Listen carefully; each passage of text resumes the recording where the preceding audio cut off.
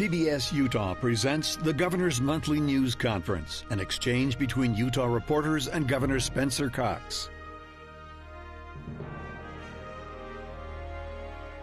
Good morning, ladies and gentlemen, and welcome to our annual news conference. We want to give our thanks again to PBS Utah for hosting us today. We have some new digs. I hope our reporters are enjoying their new seats. I hope they're comfortable, and we're grateful for the opportunity to be here with you. I want to just start by talking a little bit about our flood preparations and what's happening. Of course, this past week has presented some challenges as our record-breaking snowpack has started to melt. And rain continues to fall. As of this morning, we're experiencing flooding and flood risk in areas across the state, including Spanish Fork Canyon, the Bear River burn scar, Schofield Reservoir, and the town of Alta.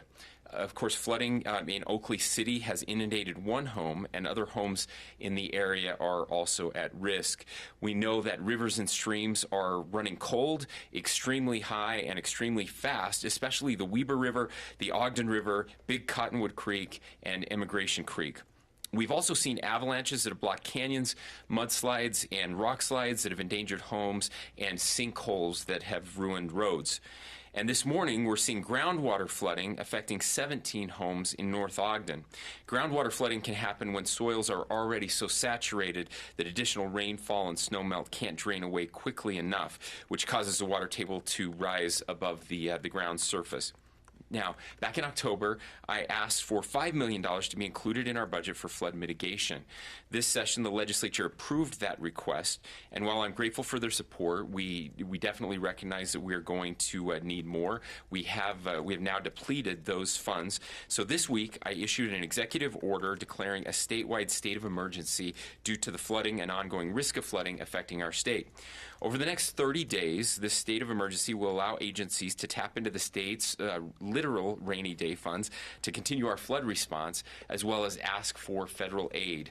We'll ask the legislature to extend if we need longer than a month. We've already had conversations with the Senate President, with the Speaker of the House, and they are aligned that if we need more time or additional resources, they will meet to make that happen.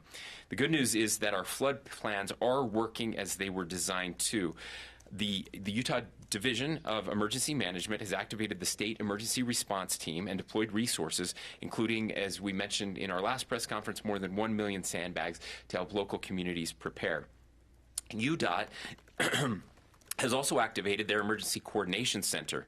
In addition, crews from the Division of Forestry, Fire, and State Lands, UDOT, and others are assisting local governments and volunteers to fill sandbags and remove debris from culverts and drainages.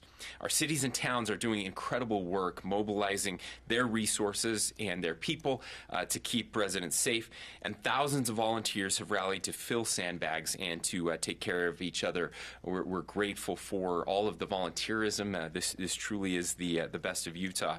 Now, because flood season is in full swing, I'm asking Utahns to please keep away from rivers and stream banks. The fast, cold, and high water is just too dangerous right now, especially for young children and pets. Watch for them as they wander near these fast-moving streams and rivers. Please do not drive through flooded streets. Stay alert and listen to the news and weather alerts when storms are headed your way, and call your local public works or emergency management office if you need help clearing ditches, stream beds, canals, and culverts of leaves, branches, trash, or other debris. Often flooding happens due to debris that is blocking these drainage systems. I would also just add, as worried as we are about flooding, I have deep concern about mudslides and rock slides, landslides that we know are happening across the state. So if you're driving in canyon areas where there are steep embankments, keep your eyes peeled. We've already seen some of those, of course, in Parley's Canyon. We've seen some up Fairview Canyon where I live, and we know that more are likely to follow. I would also just mention that if you've looked at the latest snow water equivalent table, the chart, even though we've been melting and having some flooding now for 2 weeks, we're still not down to the 1983 record. We're still above record territory, which means that there is a tremendous amount of water still left to come down, and the temperatures do look good over the the next 2 weeks. Of course, they're cooler now. We need temperatures in the 60s and low 70s to really get that water moving. We're trying to avoid the 80s and 90s, although, of course, that is certainly out of our control. But the more water we can get down sooner, the better off we will all be. You can find more tips on how to protect your home at beready.utah.gov and also at floodfacts.utah.gov. With that, I'm happy to take any questions. Will there be a need for a special session to deal with flood funding? Yeah, good question, Katie. I don't know yet if we will need a special session, but if we do, as we're looking at the resources that are available, again, state resources that we already have access to, and federal resources that may be available, we've had that initial conversation, and if it's necessary, the legislature is willing to come back. Governor, with that $5 million being depleted already, has there been any hiccups in the flood response, or has it been a seamless transition? A really seamless transition right now. And again, the highest risk is still ahead of us, so I don't want to speak too soon with that. But it's actually been really impressive considering we haven't had to kind of use the flood muscles for a while. 2011, last time we had major flooding, although we did have some of this type of low-level flooding in Box Elder County a few years ago. Many of you will remember that. Little different circumstances, snow in the valley, rain on top of that snow, and nowhere for it to go. So just a little different circumstances there. But I've just been incredibly impressed with the coordination at the county level, the city level, and the state level, getting those resources out, getting those sandbags out, getting those sandbags filled, getting heavy equipment into position. We've seen some great work. I would also just mention some of the flooding that we saw in the Immigration Canyon area was mostly caused by a faulty obstruction that needed to be removed, and that has now been removed. So even some of the worst flooding that we've already seen probably should not have happened, and the infrastructure seems to be holding really well right now. But the temperatures are going to play a major role in how much of this we're able to avoid. Governor Cox, yes. We're approaching the 40th anniversary of the 1983 flood where State Street turned into State River, essentially. Yeah. What is the game plan in case City Creek floods? Yeah, so thank you, Wendy. We're working very closely with the emergency coordinators from Salt Lake City, from Salt Lake County. Again, all of the redesign work was to make sure that doesn't happen where we have a river of that magnitude running down State Street. And I've actually had personal conversations with the chief and others, and they feel very confident that we will not see that type of flooding again. I will also say that when we're talking about how that works, what happened then was we had reservoirs that were filled to capacity and couldn't handle the water that was coming in. And in anticipation and knowing how much water was already there, we've been emptying those reservoirs, which is good news for the Great Salt Lake because that water is running directly into the Great Salt Lake, preparing for more water coming in. And that's something that, because there's additional capacity, what a lot of people forget about 1983 is they forget 1982. 1982 set records for snowfall and water and filled all of our reservoirs to capacity. And so there just wasn't much left. There was nowhere else to put the water. We have additional reservoir capacity now that we didn't have then. And again, last year was one of the driest on record as opposed to 1982, which leaves us in a very different situation. And so they recognize that, and they've been releasing water and will continue to release water so that they can then control how much water's coming down, right? When too much is coming into the reservoir, they can let less out to mitigate that flooding as the reservoir rises, and then we can play this game. During cooler temperatures like now, we let more out. So it's always running at near flood stage capacity, but not over flood stage capacity. And just the technology and our ability to manage this has improved greatly. In hindsight, Please. I know that $5 million was appropriated by the Executive Appropriations Committee for flood mitigation.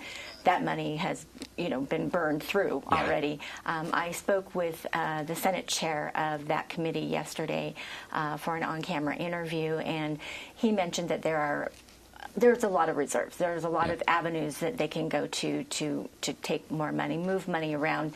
But in doing so, that could also halt other jobs, other projects, if they take from the highway fund.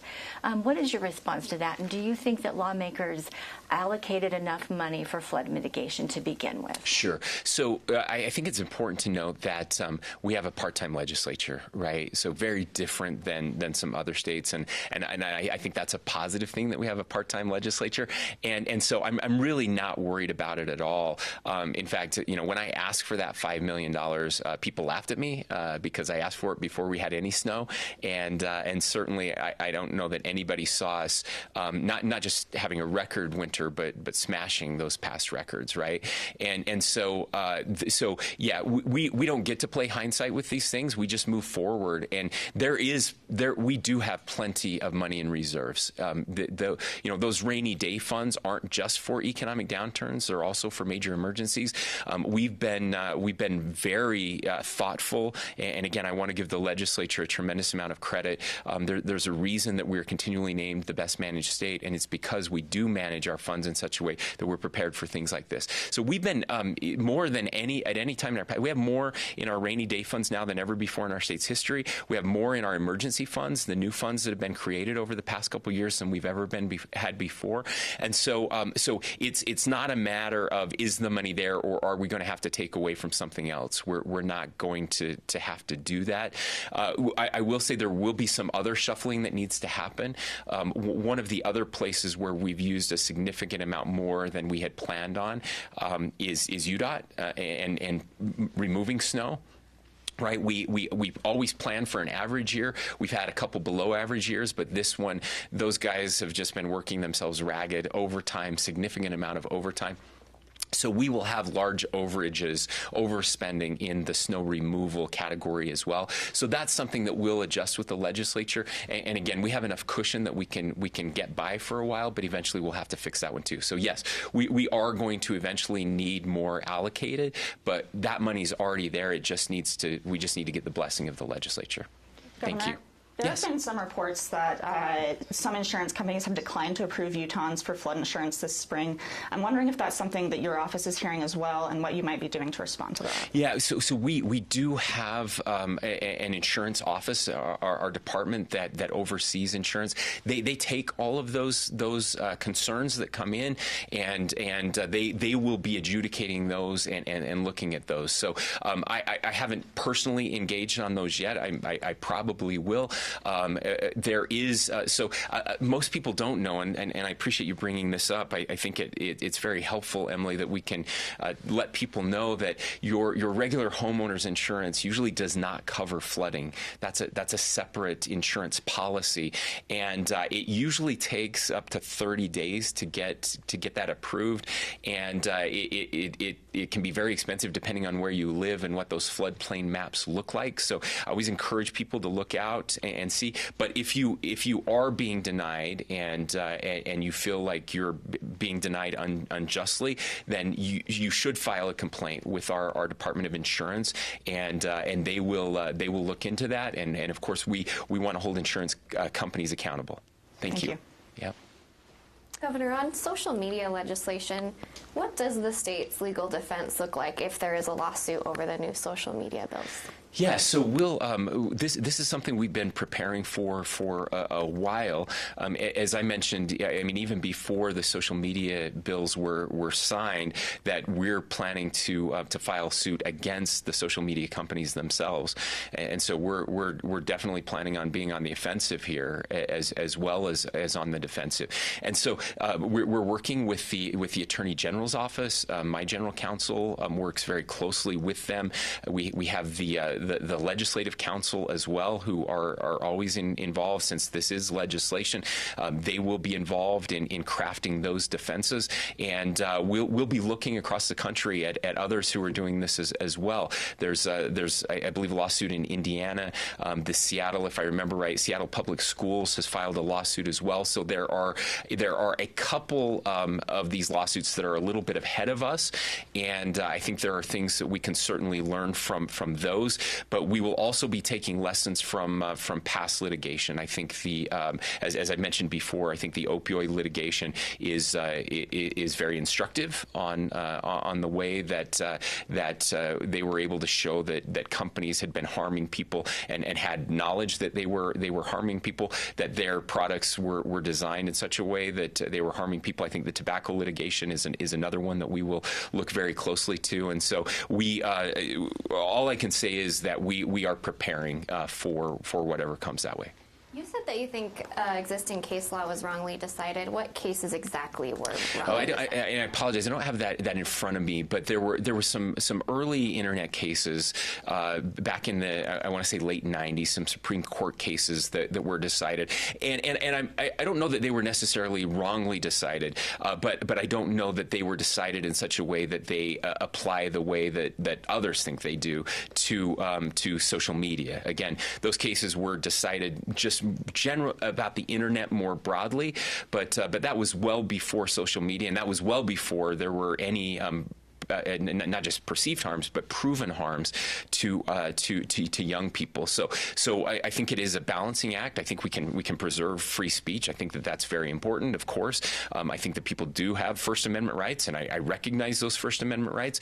But the question is, do those First Amendment rights mean that you have to have unfettered access to very damaging, not just content, although content is certainly part of this, but to these experiments that these social media companies are running on our kids with designs that are purposely addictive, that are scientifically addictive, and again proven to cause extreme damage to our kids. I don't think that was ever anticipated by the Supreme Court, and I suspect that if a Supreme Court has an opportunity, and they likely will, to review those cases in light of what we know now about social media, that they will find that those cases do not apply to these social media platforms. The makeup of the Supreme Court is more conservative now than it was when the existing internet free speech cases were decided. Does this help or hurt Utah, assuming the suit does go to the Supreme Court? It's a good question, and I don't know. It's something I've thought about, and I don't know that it hurts or helps.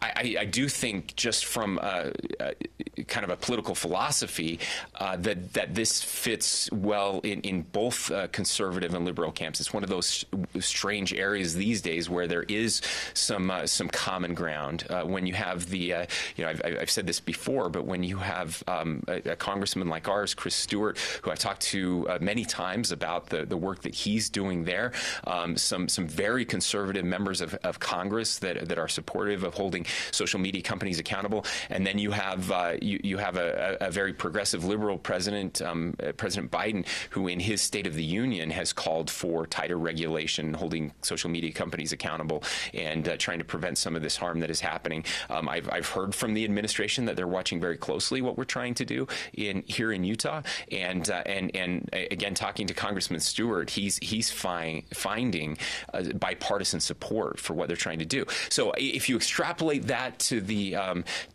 Supreme Court, I guess it's probably good no matter the makeup. Governor, last week you signed SB 35 into law, which allows 9 departments in the state to issue licenses to some immigrants so they can have access more work here in Utah. In Telemundo Utah, we have been receiving so many comments from immigrants interested in applying. What is your message to them, and is the administration going to work along the Department of Commerce to make this process more easy? Yes. Thank you, Veronica. So for those who are not aware, we actually passed the first piece of legislation last year and then a second piece this year. And the idea behind that, as you mentioned, is to help those who have come here legally, immigrants who are living here in Utah and have amazing skills that they bring from their country. So they may be nurses, they may be doctors, they may be veterinarians, estheticians, all kinds of different licensing processes that they've gone through in their own country. And then they come here to the United States and they can't get a license, right? Even though they can do the work, they're very talented, they end up doing things that are well beneath their skill level. And we think that that's a a real missed opportunity. We think that's bad for our immigrants, and it's bad for our economy. Right now, we have one of the lowest unemployment rates in the country. I think we're at 2.4%, which is the third lowest. We've been the lowest, top five over the course of the past year. And what we hear that we have businesses that are desperate for these types of employees, and we can't fill these jobs fast enough. And so it makes sense. It's very logical, and I'm proud that we're one of the first states in the nation to be able to find pathways for those citizens to get licensed here without having to start from scratch, without having to start from kind of ground zero. Now, it does take time, and the bill hasn't even taken effect yet. That will happen in another month, in May, and they will be working with all of these departments, the Department of Commerce taking the lead, to figure out the pathways to help people get licensed or relicensed much more quickly. So what I would say is be patient, but know that the work is being done, and we're very supportive. We've let the department know that anything that they need to get this moving forward so that we can rapidly get those pathways done and start taking applications.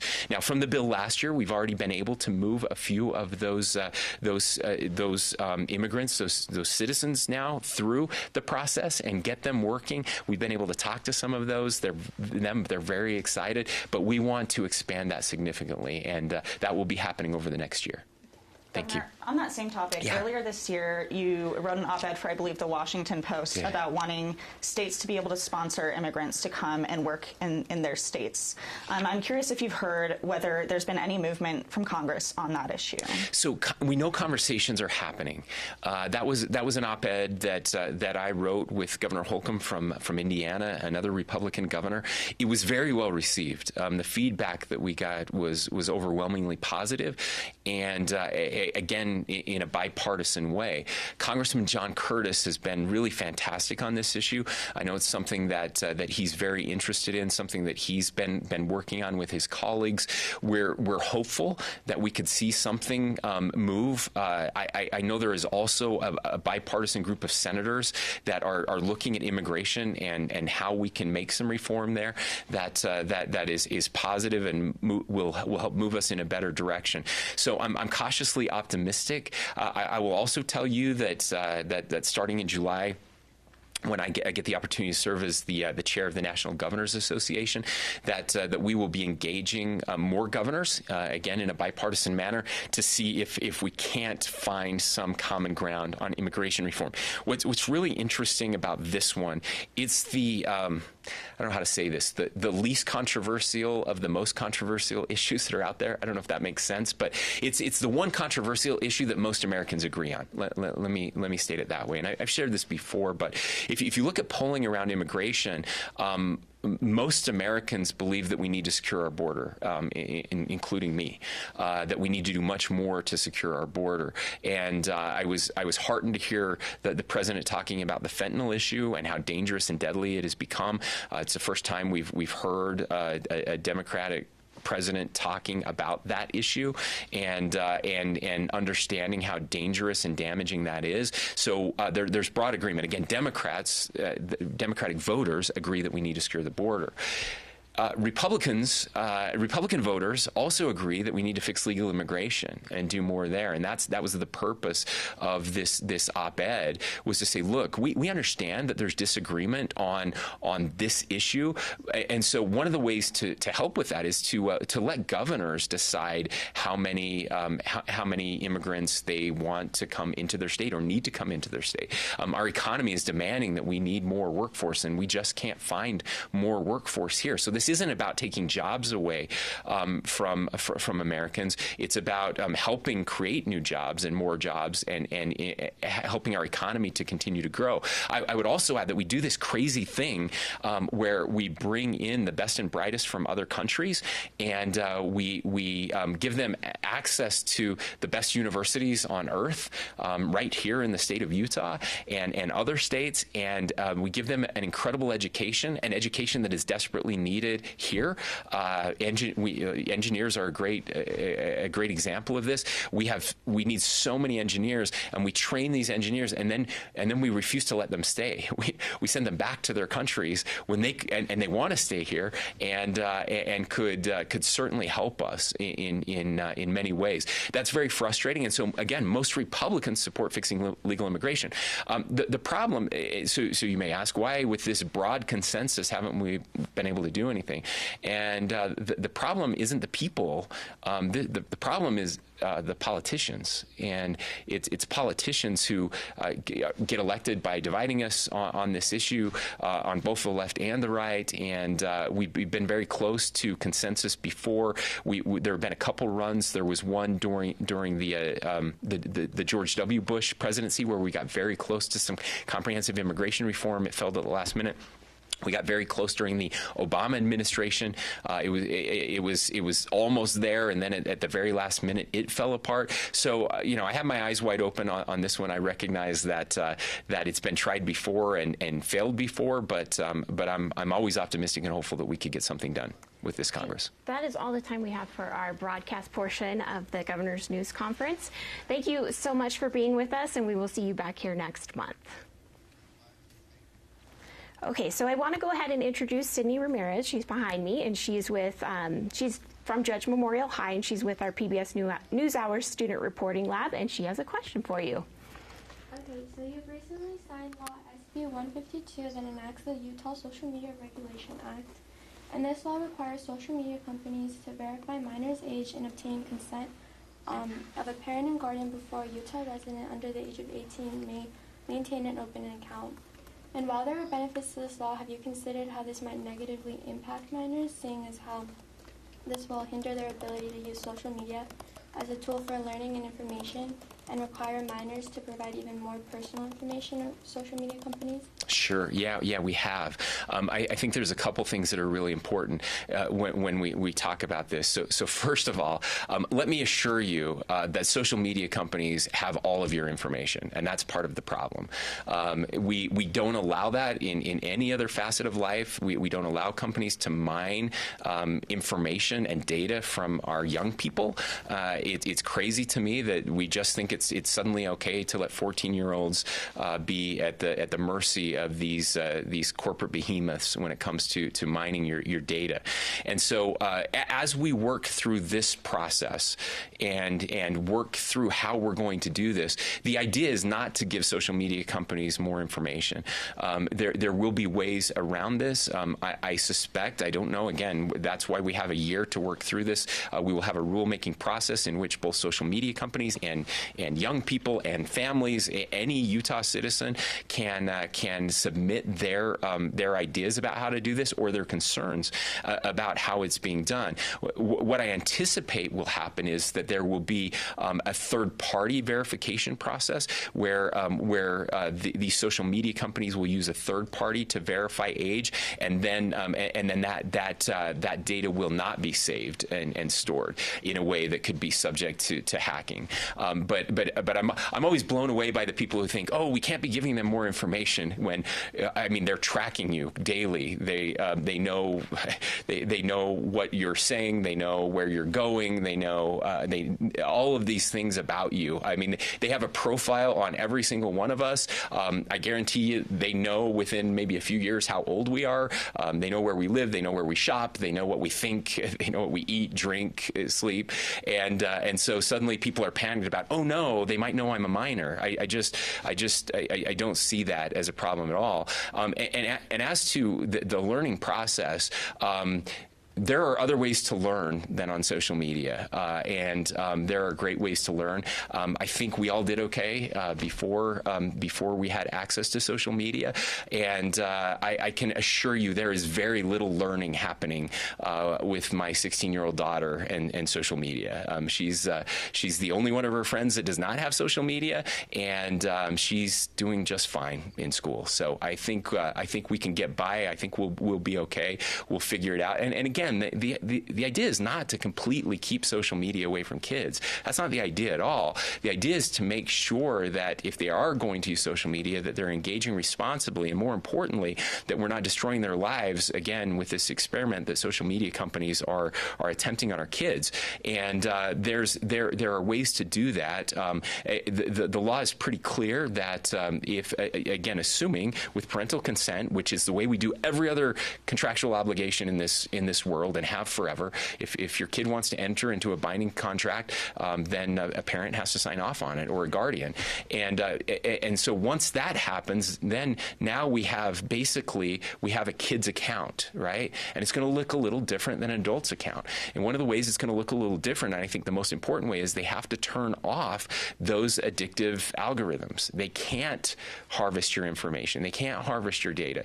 And then you only get to see what you want to see and the people that you've connected with. And that's really important. It will help prevent the predatory things that are happening on social media, so random strangers and adults don't show up in your timeline and can't message you directly or connect with you without your permission or the permission of your parents, depending. And again, parents will have access to this. If a parent decides, hey, I want my kid to have access to everything, I don't care, it's fine, I trust them completely, they can do that. They can do that. But then that's a family conversation. We're not trying despite what some former reporters think, we're not trying to usurp the power of parents at all. That is not. We have no interest in that. What we're actually trying to do is give parents the power back. I don't think I'm a better parent for your kid than you are. I really don't.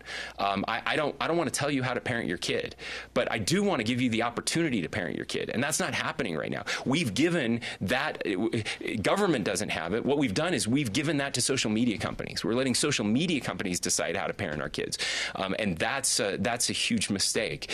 And so the other piece of this is that it turns off at 10:30 at night. But again, parents can override that. If a parent wants their kid on TikTok at 4 o'clock in the morning, that's up to the parent. They can certainly do that. But what I hear over and over and over again are desperate kids and desperate parents who have tried everything. They really have. And I hate this mostly from non-parents that I hear, well, if you were just a better parent, your kid would not be doing this.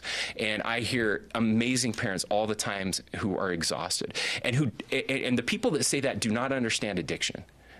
It's amazing to me. Many of the people that shout this at me, like, well, if you were a better parent, your kid wouldn't be spending so much time on social media, and yet would never blame an addict, an alcoholic, or a drug addict for their addictions when they've gone through treatment. I've had parents who've had their kids go through addictive treatment to break them of this social media addiction that they have. They've tried everything, and kids are smart. Kids can find a way around it, and I know kids may be able to find a way around these laws, but we have to start somewhere. We really do have to try, and that's what we're trying, and that's what we're attempting to do, is to break this terrible addiction that is causing immense harm to our kids. And I would just say, let's say I'm wrong. Let's say I'm completely wrong on all of this. Let's say that the dramatic increases we've seen since 2012 in self-harm, in anxiety, depression. Let's say that has nothing to do with social media. Let's say that I was wrong, that all the research is wrong, all the scientists is wrong. Okay. So we do this for a couple years, and maybe nothing changes and it doesn't work. What harm have we caused, really? And I see very little. Again, kids will still be able to communicate with each other. Not having access to social media platforms does not block messaging platforms. They will still be able to communicate with each other, to talk to each other, to do what they need to do in that fashion. They will still have access to the internet for everything else.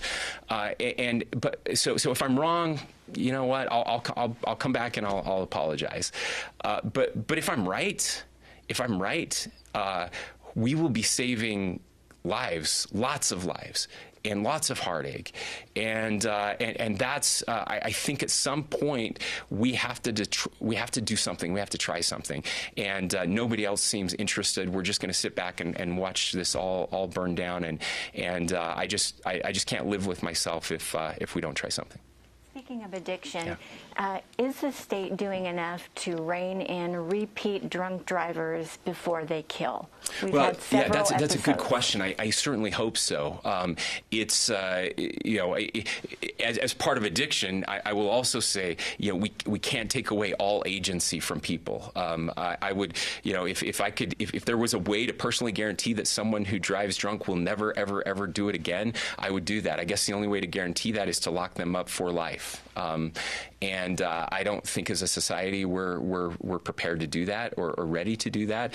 And so we're trying to get better at this. Again, treatment is really important. And sometimes treatment works and sometimes it doesn't. And sometimes people are good for years and then they fall and they fall apart. And then lives get destroyed. And sadly, in too many cases, it's the lives of innocent people. And it's heartbreaking. We did pass some laws this year to try to improve that. Again, to add more accountability to the system. There's an argument that I think is fair that the pendulum has swung a little too far the other way in Utah, where we've maybe gotten a little too lax when it comes to second chances. Although I think we all believe in second chances, there has to be a piece of responsibility there. And so holding people more accountable, I think we're seeing that pendulum readjust the other direction, and I support that. Let me ask you just to follow up on that. Do you believe that the funding for victims of crime is sufficient? There's a cap of $25,000. No, I don't. But it's getting better. That was one of my big priorities this session, was to add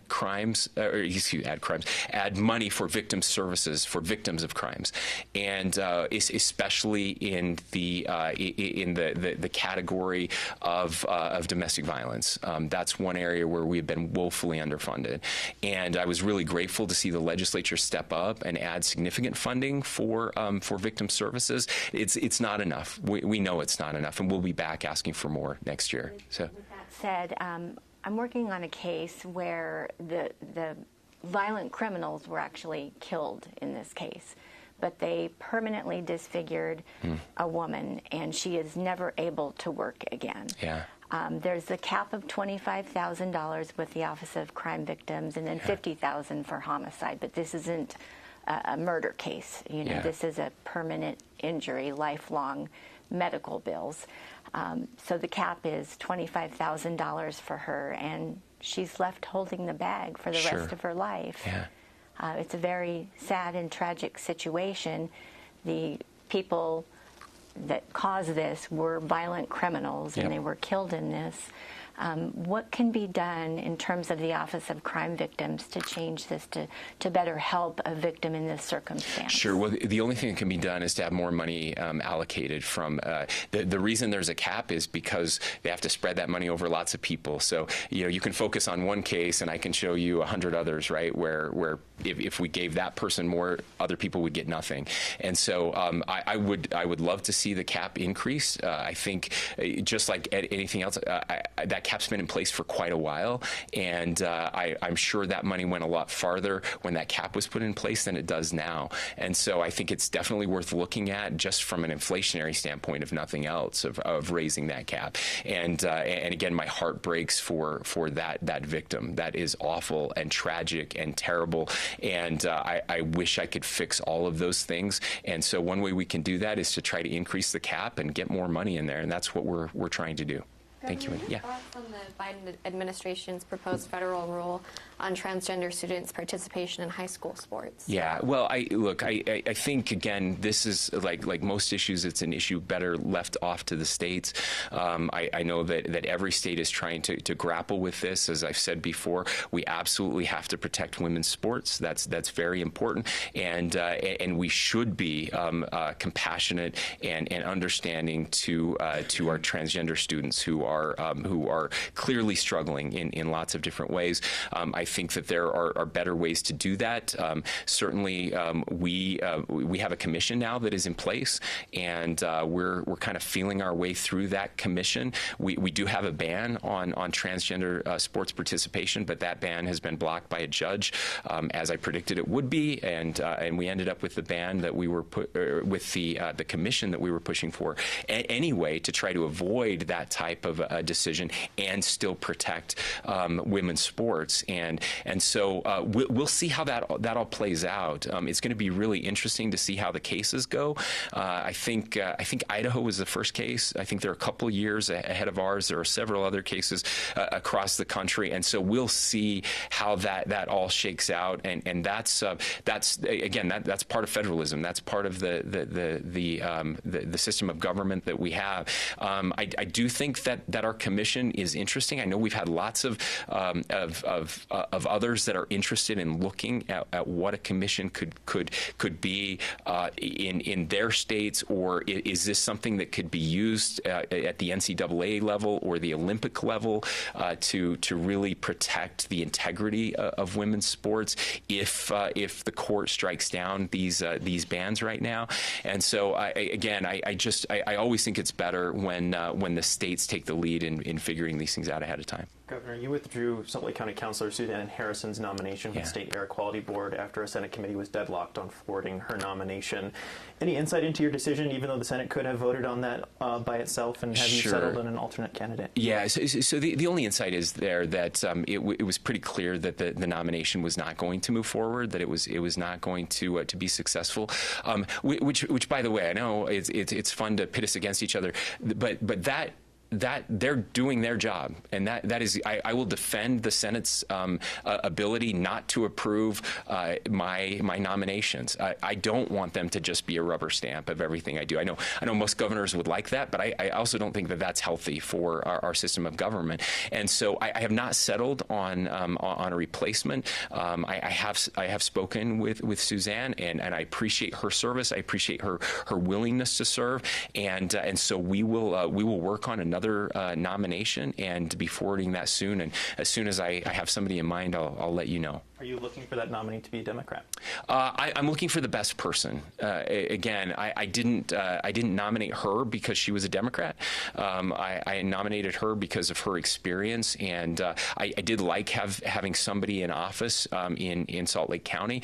She would have been replacing the mayor, and so that was of interest to me, to making sure that we have some geographical support. And so what I would say is I think you'll likely see me nominate for someone from Salt Lake County. I think that's important that they have that representation. Governor, I want to ask you about baseball. Yeah. Yes. How can we how can Utah be viable for an 81-game season? You said no taxpayer dollars in building a stadium, so what can you do at your level to kind of make this city attractive to MLB when other bigger cities are out there as your competition? Yeah, so look, I don't think I have to do anything to make Salt Lake City or Utah more attractive. As I mentioned, while I don't think I don't believe that we should be writing a check to build a stadium directly. I think there are other ways that we can help to alleviate some of the costs around a stadium. And certainly, I think if you look at what was just announced last night in Las Vegas, I think that's something that I could see happening. I could see Salt Lake City doing something like that. I think the governor of Nevada, who I know very well, they made that announcement that it looks like the A's are going to be moving to Las Vegas, which is no surprise. That's been in the works for a long time. And but what we know is Salt Lake City and Utah is already very attractive. We're attractive. Yes, there are some bigger cities, but bigger cities doesn't always translate into support. And I think if you look at the landscape, and those who know much more about it than I do, if Major League Baseball is going to expand into 2 more teams, and they've said they want to, then I think you'll see 1 team in the East, and I think you'll see 1 team in the West. And so the 3 cities that are at the top of that list, Las Vegas, Salt Lake City, and Portland, are the 3 cities that are always mentioned in that potential expansion in the West. assuming Las Vegas is getting the A's, and I think that announcement really solidifies it last night. I think the A's put out a statement this morning that that confirmed that was happening. Then that leaves 2, and so we we'll do everything we can to show how great this city and this state can be. I think if you look at the economics of our state and our city, we're pointing up in a very big way. We're the fastest growing state in the nation. We have the fastest growing economy in the nation over the past 10 years, and incredibly high quality of life. We've shown the support that we have for our franchises that are here, including the Jazz, Real Soccer. I would also say that a couple advantages that we have that others don't. We have Gail Miller, and I wouldn't undersell that. That's probably the most important advantage we have. She has a track record with Major League Baseball. The Miller family, Larry H. Miller, Gail, and their organization, they've proven that they know how to own a national franchise, a sports franchise with the Jazz and with the Bees. So we have a team already together. A team of potential funders, and we have the spot. We have a location, and it's a shovel-ready location, and that's a huge deal. And it's close to transit. It really has everything Major League Baseball is looking to, and we're just a baseball state. We love sports here, and people love baseball. So I can tell you from conversations that we've had and conversations that the Millers have had that we are very attractive, not just to the commissioner, but to other owners as well, and very excited about the prospects. Okay, I do have a question, sorry, for Chris Reed with St. George News. I'll come back to you, Jim. Okay. Local cities are having trouble with funding things like police and fire, where a property tax increase has been held off for many decades, and it may be necessary. But people hear the word tax, and it might as well drink castor oil. As a former councilman, is a property tax hike the only option to increase local revenue? That's a great question, Chris. Certainly, there are other funding avenues available, but when it comes to the ones that you are talking about, usually property taxes is where that happens. And every community is a little different, for sure. There's no question about that. We understand how difficult those. As a former mayor, a former city councilman, former county commissioner, I remember wrestling with those decisions every day, trying to figure out how to best balance what it is that we need to provide, the purpose of government, and certainly public safety is at the top of that list. I think that we should always make sure that we are advocating on behalf of public safety, and sometimes the only way you can do that is through property tax increases. And I know how difficult that is. I'm not in favor of it. Only when it's absolutely necessary, and I think that's the way that most counties do operate. I would also say, though, that there are other opportunities, and we are lowering taxes right now. Again, the largest tax cut in our state's history was $225 million before I became governor. My first year, we cut $100 million. My second year, $200 million, and this year, over $800 million in tax decreases. So $1.1 billion in just 2 years and a few months. We're really proud of that, and that's going to give tax relief to Utahns. I was always looking for opportunities where we had an existing tax that was funding something that may be coming off the books. How could we use that in a tax neutral way so that we weren't increasing taxes to be able to give the increases that were needed? But sometimes we just have to rebalance and reprioritize. Again, if there's not an appetite to increase taxes and we have to do this, that means we have to cut somewhere else. And those are the hard decisions. That's why our mayors and city council members get paid the big bucks. They don't. Let me be clear. But that's why they make the hard decisions, and they are really hard decisions. And if the people don't like it, then we get voted out. And so I appreciate the caution that most cities and towns take when it comes to increasing taxes. Thank you. I'm going to go back to John just really quickly. So you had one follow-up. Oh, yeah. Actually, different topic, but we ran a story this week that found that Utah families have $1.7 million of school lunch debt. It's the first year since before COVID they had to pay that. Some states have taken care of the bill this year. Any desire for that in Utah? Yeah, so I saw the story. Obviously, it's something that I'm interested in. We never want kids to go hungry. I think that's the most important piece of this. And so I'm always interested in making sure that we have enough to help our families who are on the margins. And if that is not happening, then I think we should step in and help wherever we can. And I appreciate community stepping up and donating. I think that's good for our communities. I think it's good for our society. I don't think that we should rely on government to solve all of our problems. And so if there is a way to do that without government intervention, I think we should do it. If there is not, then I would be willing to support in those cases where it's needed. If it's just, well-to-do parents who just aren't paying, then I feel differently about that. Governor, your thoughts about PacifiCorp's plans for early retirement of coal plants in Emery County and their replacement with small nuclear reactors? Do you think this is where the future needs to lead us? So let me answer this in a couple parts. So you asked, do I think this is where the future needs to lead us? I do think it's where the future needs to lead us eventually. Whether that future is in 2030, 2031, I'm still a little dubious. And that's where my biggest concern is right now, is making sure twofold. One, that we are protecting our energy grid, that we are making sure that energy is abundant, that energy remains cheap here in the state of Utah, and that it is reliable. I think those are very important, just foundational points for us. Now, I have said for a long time that nuclear has to be part of that strategy, because you need that baseline production, and you don't get that from wind, and you don't get that from coal, or excuse me, you don't get that from wind and solar. You do get that from coal, and you get that from natural gas, and you get that from nuclear. Okay, so if we're looking at carbon footprint, obviously natural gas is cleaner than coal, and nuclear is cleaner than both of those. And so I want more nuclear here. I'm optimistic about more nuclear here. The second part of this is I care deeply about the people in those communities that could be impacted if and when those power plants are decommissioned. They were always scheduled to be decommissioned. We thought it would be closer to 2040 than 2030, and so I want to make sure that whatever we're doing there, we are taking care of the people who work in those power plants and who work in those coal mines.